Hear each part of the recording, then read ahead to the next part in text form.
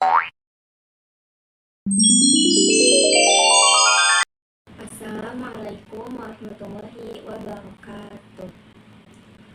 Halo semuanya, perkenalkan nama saya Soliha dari Prodi Pendidikan Agama Islam, Fakultas Keguruan dan Ilmu Pendidikan.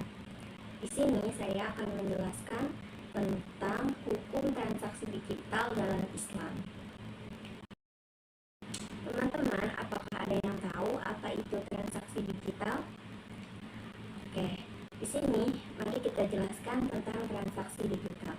Transaksi digital adalah pertukaran barang atau jasa yang dilakukan melalui sistem elektronik tanpa uang tunai menggunakan platform tertentu.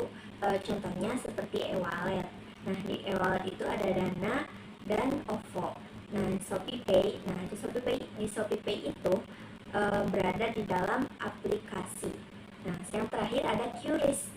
QRIS itu apa sih itu QRIS? QRIS itu Quick Response Indonesia Standard. Selanjutnya ada prinsip umum dalam Islam. Dalam fikih muamalah bersifat boleh atau mubah, kecuali ada dalil yang melarang prinsip dasarnya. Dalam kaidah fikih dijelaskan yang berbunyi al-aslu fil mu'alamatil al-ibadah hatta yadulla ad-dali ala tahrimihi. Nah, artinya hukum asal dalam muamalah adalah boleh sampai ada dalil yang mengharamkan. Jadi selanjutnya ada hukum e-wallet atau ShopeePay dan QRIS dalam Islam. Nah, itu tuh sebenarnya boleh gak sih? Nah, mari kita jelaskan lebih lanjutnya lagi ya. Diperbolehkan jika memenuhi syarat berikut. Nah, yang pertama yaitu tidak mengandung riba atau bunga. Yang kedua yaitu tidak ada gharar, ketidakjelasan dalam akad. Yang ketiga, tidak digunakan hal haram, judi, riba, dan lain sebagainya. Yang terakhir, yang keempat, transparan dan saling ridho antara penjual dan pembeli. Dan yang terakhir, dana tersimpan bisa diakses kembali, tidak hilang atau tanpa sebab. Nah, teman-teman, jadi di dalam ada dalil Al-Quran dan hadis juga. Dalam Al-Quran terdapat pada Quran surat Al-Baqarah ayat 275 yang artinya Allah menghalalkan jual beli dan mengharamkan riba. Transaksi digital yang bersifat jual beli sah atau unsur riba. Nah, dalam hadis riwayat Bukhari wal Muslim, sungguh jual beli itu harus dilakukan atas dasar suka sama suka, mendukung prinsip kerelaan atau ridho dalam transaksi digital. Nah, ada lagi dalam Al-Quran dijelaskan di surat Al-Maidah ayat 1 yang artinya, wahai orang-orang yang beriman, penuhilah akad atau perjanjian. Akad digital tetap sah jika memenuhi syarat sah akad dalam Islam.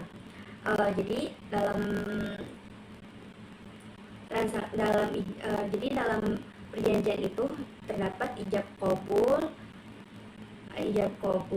dan ridho serta barangnya halal. Nah, di sini dijelaskan kaidah dan fatwa ulama terkait. Kaidah fikih al-ghumu bil-ghummi, keuntungan harus disertai dengan resiko. Dompet digital kadang memberi cashback, tapi pengguna harus paham resikonya, seperti potongan atau admin. Nah, di Majelis Ulama Indonesia atau MUI dijelaskan dalam fatwa DSN MUI 16/DSN MUI memperbolehkan uang elektronik atau e-money atau e-wallet dengan syarat tidak digunakan untuk hal haram, jelas sumber dananya, dan transparansi dalam penggunaannya. Nah, selain dalam yang tadi dijelaskan oleh saya, ada juga masalah yang perlu diwaspadai. Contohnya, riba atau cashback diskon yang mengandung bunga terselubung dari pinjaman, contoh pay letter. Selanjutnya ada horor, ketidakjelasan biaya tersembunyi saldo yang hangus. Yang terakhir ada akad tidak jelas, tidak ada persetujuan antara kesepakatan eksplisit. Nah, jadi teman-teman, kesimpulannya hukum transaksi digital seperti e-wallet, ShopeePay, dan QRIS adalah boleh diperbolehkan dalam Islam selama tidak mengandung riba atau horor, dilakukan atas dasar ridho atau suka sama suka, akad dan objek transaksi jelas serta halal. Mungkin cukup sekian yang bisa saya sampaikan, kurang lebihnya saya mohon maaf. Wassalamualaikum warahmatullahi wabarakatuh.